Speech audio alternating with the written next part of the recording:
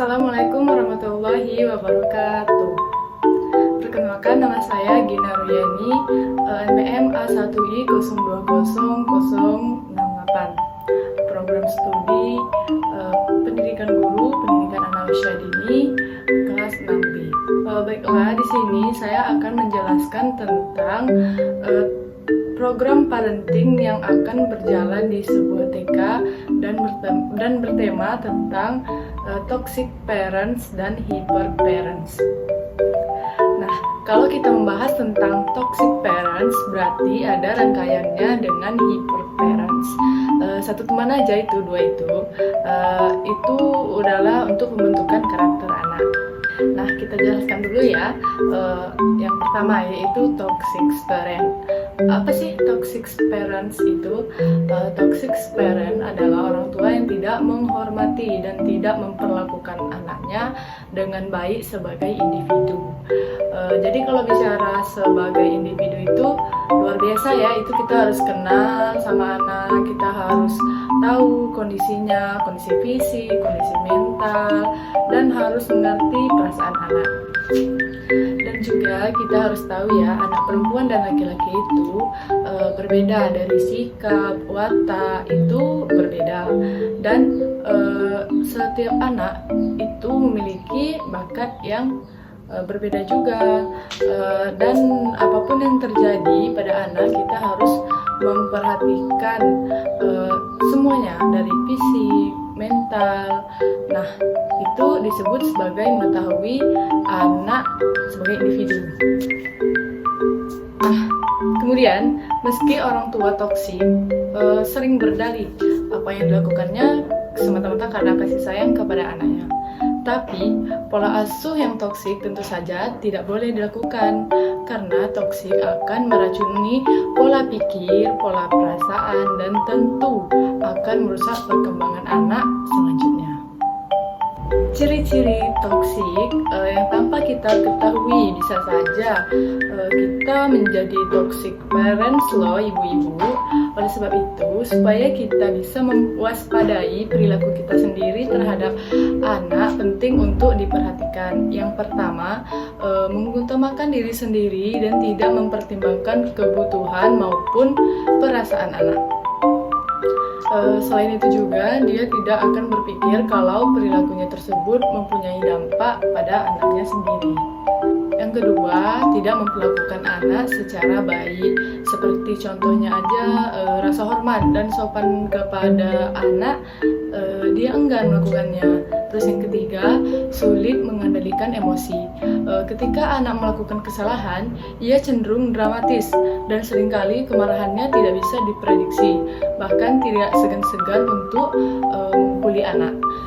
Mungkin kalau zaman sekarang udah bisa dikatakan jarang ya toxic parents. Kalau zaman dulu jangan ditanya, karena masih berlaku. Pasti banyak orang tua yang bersikap demikian. Lanjut yang keempat, suka mengontrol. Biasanya suka mengontrol dan mengatur anak dengan sangat ketat dan selalu mencampuri urusan anak. Bahkan ya kalau anak udah mulai SMP atau SMA itu kan udah bisa diberikan sedikit kebebasan. Tapi kalau toxic parents jangan ditanya ya, pasti udah tahu jawabannya sendiri. Kalau yang kelima, sering mempermalukan anak. Ia akan merendahkan, meneriaki anak-anaknya di depan teman-temannya, sehingga anak akan merasa sangat malu. Terus ada nggak sih dampak dari toxic parent ini untuk anak? Jelas ada dong. Yang pertama, anak merasa tidak pantas dicintai. Terus yang kedua, self-esteem-nya rendah. Yang ketiga, sering menyalahkan diri sendiri. Yang keempat, anak menjadi perfeksionis. Yang kelima, anak mudah mengalami depresi dan gangguan fisik. Nah, itulah tadi penjelasan tentang toxic parent. Kita lanjut yang kedua, yaitu hyper parents, yaitu di mana orang tua hanya ingin anaknya terlihat sempurna dan dituntut sukses tanpa memikirkan perasaan anak. Jarang nanya perasaan anak. Kalau misalkan anak sedang sedih, kamu lagi sedih ya, jarang bertanya seperti itu kepada anaknya sendiri. Nah, Ciri-ciri orang tua yang hyperparent yaitu yang pertama, memiliki rasa cemas yang berlebihan. Orang tua tersebut memiliki rasa cemas yang berlebihan kepada anak.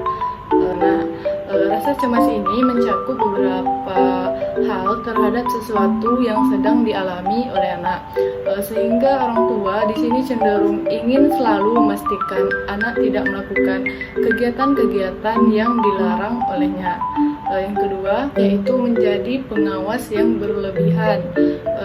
Di sini orang tua selalu memantau hingga ke hal-hal yang sangat detail pada anak, seperti harus mengetahui dan memastikan kondisi anak setiap saat, di sekolah main dengan siapa, menanyakan apakah teman-temannya mencurigakan, dan bertanya tentang apa yang dimakannya sehat atau tidak, dan masih banyak contoh lainnya lagi. Yang ketiga, selalu menargetkan apa yang dilakukan oleh anak, seperti contohnya harus selalu ranking 1 di kelas.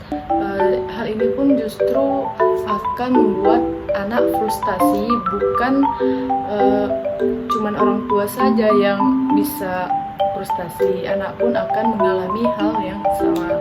Yang keempat, memaksakan kehendak. Orang tua seringkali berperilaku tidak masuk akal dengan meminta anak untuk menuruti keinginannya, peraturannya, hingga kalau misalkan anak itu tidak menuruti keinginannya, dia akan cenderung marah ataupun dramatis, yang marahnya terlalu keterlaluan hingga mengacu kepada memaki anak, memukul anak, dan lebih banyak kekerasan lainnya.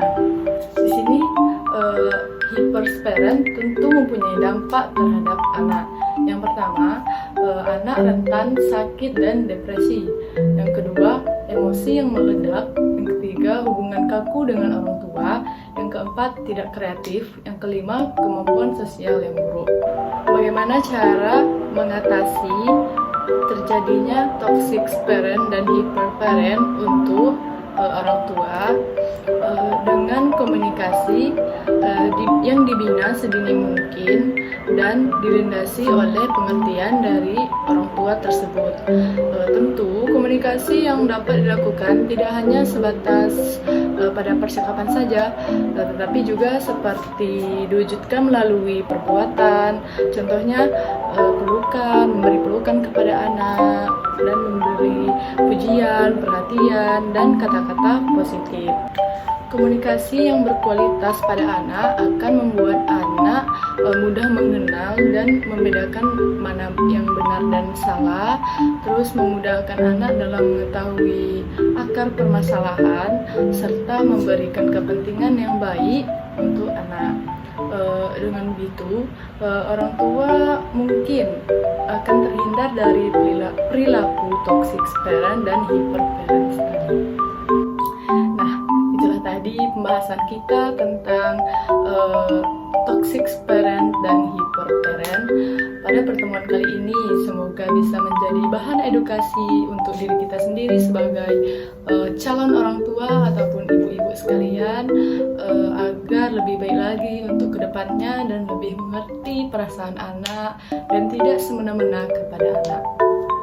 Assalamualaikum warahmatullahi wabarakatuh. Sampai jumpa.